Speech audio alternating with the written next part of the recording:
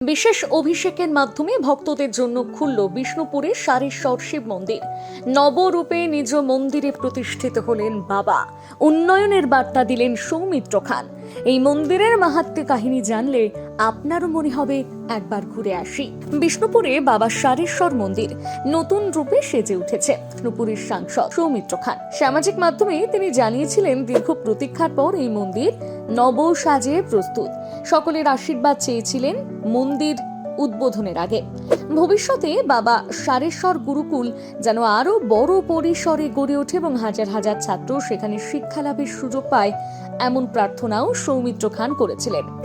এই উদ্যোগের জন্য তিনি প্রধানমন্ত্রী নরেন্দ্র মোদী, কেন্দ্রীয় মন্ত্রী জি কিষাণ রেড্ডি এবং অমিত শাহকে ধন্যবাদ জানিয়েছেন। পাশাপাশি প্রশাসনিক আধিকারিক, এসআই অফিসার, মন্দির কমিটি এবং বিষ্ণুপুরবাসীর প্রতিও কৃতজ্ঞতা জানিয়েছেন। তার বক্তব্যে স্পষ্ট, শুধু ধর্মীয় আবেগ নয়, বিষ্ণুপুরকে সামগ্রিকভাবে নতুন করে সাজানোর লক্ষ্য নিয়ে এগোচ্ছে তার সমস্ত পরিকল্পনা।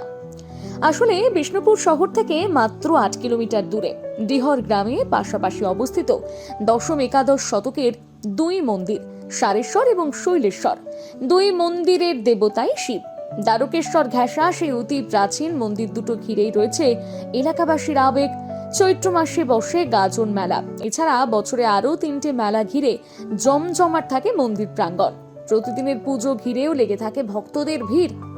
ল্যাটেরাইট পাথরের তৈরি এই মন্দির রাজ্যের অন্যতম শ্রেষ্ঠ পুরাকীর্তি। যদিও এর প্রতিষ্ঠা কাল নিয়ে দ্বিমত রয়েছে। কথিত আছে, দ্বারকেশ্বর দিয়ে একসময় জৈন ব্যবসায়ীরা বাণিজ্য যাত্রা করতেন। দশম একাদশ শতকে তারাই এই নদীর তীরে ধরাপাট, একটেশ্বর, বহুলারা ইত্যাদি গ্রামে গড়ে তুলেছিলেন একাধিক মন্দির ও যাত্রী নিবাস।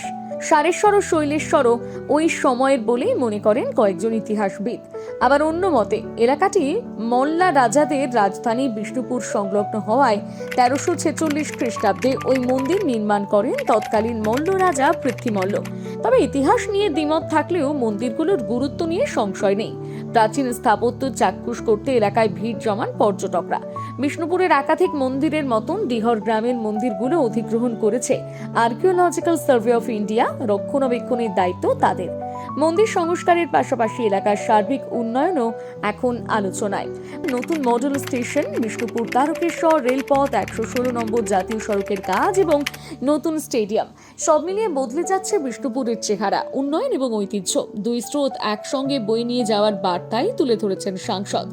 ধর্মীয় ঐতিহ্যের পুনর্জাগরণ আর আধুনিক পরিকাঠামোর বিস্তার, এই দুই যুগলবন্দিতে নতুন বিষ্ণুপুরের স্বপ্ন দেখছে স্থানীয় মানুষজন। ওম নমঃ শিবায় এই মন্ত্রে ভর করেই আগামী দিনের পথে এগোতে চায় গোটা শহর। আরো ভালো ভালো খবর দেখতে সাবস্ক্রাইব করুন বাংলা হান্টের ইউটিউব চ্যানেল।